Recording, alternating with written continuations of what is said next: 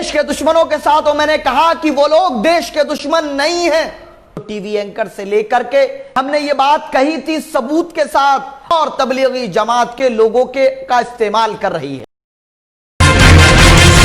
तबलीगी जमात के ताल्लुक से जो कहा है वो देश को जानना बहुत जरूरी है, क्योंकि जब न्याय के लिए, इंसाफ के लिए और भारत के भाईचारे को तोड़ने वालों के खिलाफ शादाब चौहान बात कर रहा था, पीस पार्टी बात कर रही थी, हमारे राष्ट्रीय अध्यक्ष बात कर रहे थे, तो टीवी एंकर से लेकर के तमाम इनका आईटी सेल हमें गालियां देने पर और देशद्रोही साबित करने पर लगा हुआ था। जिस दिन निजामुद्दीन मरकज का मामला सामने आया था, आपका भाई उसी दिन हमने ये बात कही थी सबूत के साथ और तमाम पॉइंट्स के साथ। हमने कहा था कि तबलीगी जमात के साथियों का कोई गुनाह नहीं है, उनको सरकार अपनी नाकामी छिपाने के लिए और नफरत फैलाने के एजेंडे को कामयाब करने के लिए निजामुद्दीन मरकज और तबलीगी जमात के लोगों के का इस्तेमाल कर रही है।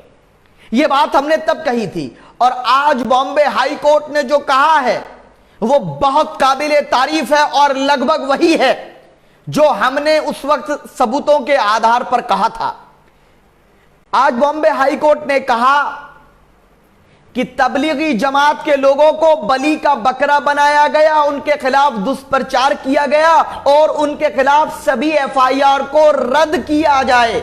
यानी जो भी उन पर इल्जाम लगाए गए वो निराधार हैं, गलत हैं। ये शब्द मेरे नहीं हैं, मेरे तब थे, मेरे ये उस प्रकरण होने के अगले दिन थे, और जब पूरा बीजेपी आईटी सेल हमारे पेज को रिपोर्ट कर रहा था, मेरी आईडी को ब्लॉक कराने की वो कर रहा था, हमको गालियां लिखी जा रही थी। और जब ये बात मैंने न्यूज चैनल्स पे कही थी, तमाम नेशनल चैनल्स पर मैंने सीना ठोक कर कहा था, तो मुझे कहा कि तुम गद्दारों के साथ हो, तुम देश के दुश्मनों के साथ हो। मैंने कहा कि वो लोग देश के दुश्मन नहीं हैं, देश के दुश्मन वो लोग हैं जो उनके नाम पर नफरत फैला रहे हैं, भारत के भाईचारे को, देश के हिंदू को मुसलमान से, सिख ईसाई आपस में लड़ाने का काम कर रहे, वो देश के दुश्मन हैं।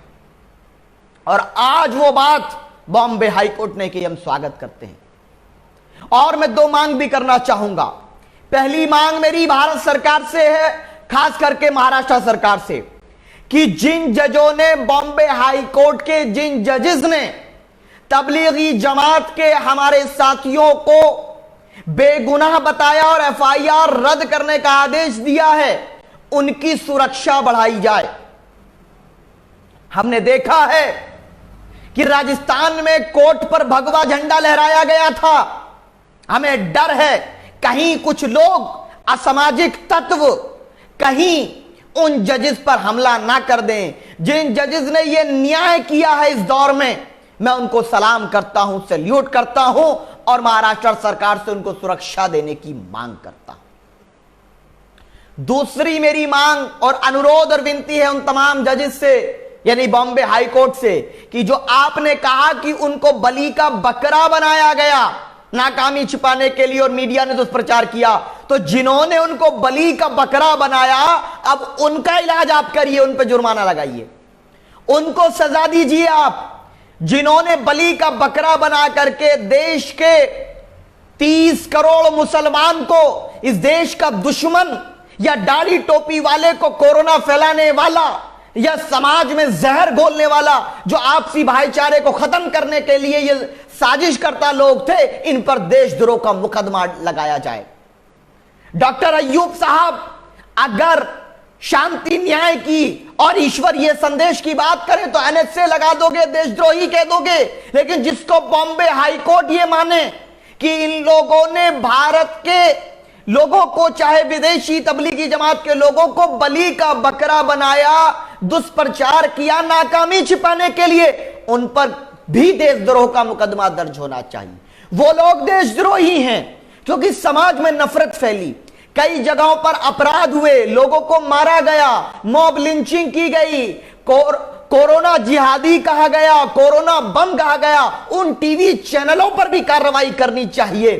और हमने जो नफरतवादी लोग थे, चाहे वो टीवी के लोग हों, हमने उनके खिलाफ सुप्रीम कोर्ट में केस डाला हुआ है, वो केस पेंडिंग है। और यही दर्द था डॉक्टर अय्यूब साहब से, पीस पार्टी से, इसीलिए उनको एनएसए लगा करके उनको जेल में डाला गया। साथियों, इसीलिए मैं कहता हूं, और मैं नहीं कहता हूं सिर्फ, भारत में और भारत के बहुत से जगहों पर आपने देखा होगा, बहुत जगहों पर आपने देखा होगा कि लिखा हुआ होता सत्यमेव जयते। जीत सच की होती है, आप लड़िए सच के लिए।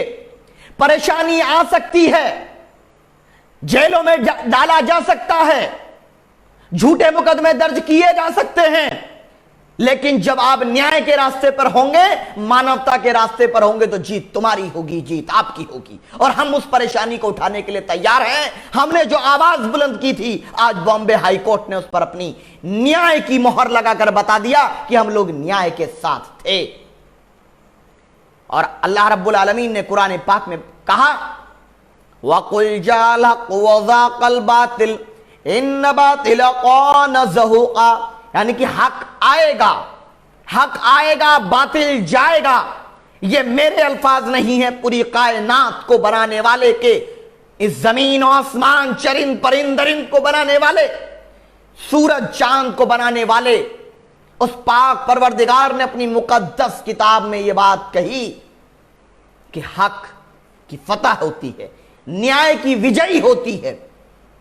और मुझे विश्वास है न्याय विजयी होगा, मानवता विजयी होगी, और समाज को तोड़ने वाले, अन्याय करने वाले, मानवता के साथ दुर्व्यवहार करने वाले लोगों की हार होगी, ऐसा मेरा विश्वास है। भारत के संविधान पर संपूर्ण विश्वास, भारत की अदालतों पर भी विश्वास, लेकिन हां, कुछ लोग अपने पदों का दुरुपयोग करते हैं, यह बात मैं कहता हूं। बड़े लोग अपने पदों का कुछ लोग गलत इस्तेमाल करते हैं, यह बात मैं कहता रहूंगा। साथियों, इसीलिए जब हम बोल रहे थे तो सब घबरा रहे थे, बोलेंगे तो कोरोना काल में जेल में डाल दिए जाएंगे। हां, हमने दिल्ली से रह करके इस लड़ाई को लड़ा, जिस मोर्चे पे सही। हम गए तबलीगी जमात के मामले में, पीस पार्टी गई दिल्ली में बैठ करके, सोशल मीडिया कैंपेन और तमाम टीवी चैनल्स पर बैठ करके हमने पक्ष को रखा कि भाइयों, मेरे दलित भाइयों, आदिवासी भाइयों, जाट भाइयों, गुज्जर भाइयों, ब्राह्मण भाइयों, ये तबलीगी जमात के लोगों को बदनाम करके आपके दिलों में नफरत इसलिए पैदा कर रहे हैं कि कोरोना में अपनी नाकामी छिपाई जा सके। और आज वो हो गया। मैंने कहा था कि ये वो दिन देखने पड़ेंगे। अब बताओ कितने लोग तबलीगी जमात के हैं 30 लाख में से? आप जानकारी साझा करते थे, कर दीजिए ना। अब कितने लोग हैं तबलीगी जमात के, बताइए आप। और जो ये नए नए आते ना, इनके चक्कर में ना पड़िए। एक्स्ट्रा सेकुलर, मैं इनको सेकुलर नहीं बोलता, मैं सेकुलर बोलता हूं, उन लोग को चक्कर में ना आइए। वो कहते हैं नहीं नहीं नहीं, नहीं, उनके साथ मत खड़े हो। जब ख्वाजा मोइनुद्दीन चिश्ती रहमतुल्लाह अलैह के खिलाफ अल्फाज इस्तेमाल किए गए तो हमने कोर्ट में मुकदमा दाखिल किया था उसके खिलाफ। Press the bell icon and never miss any update from TNNI.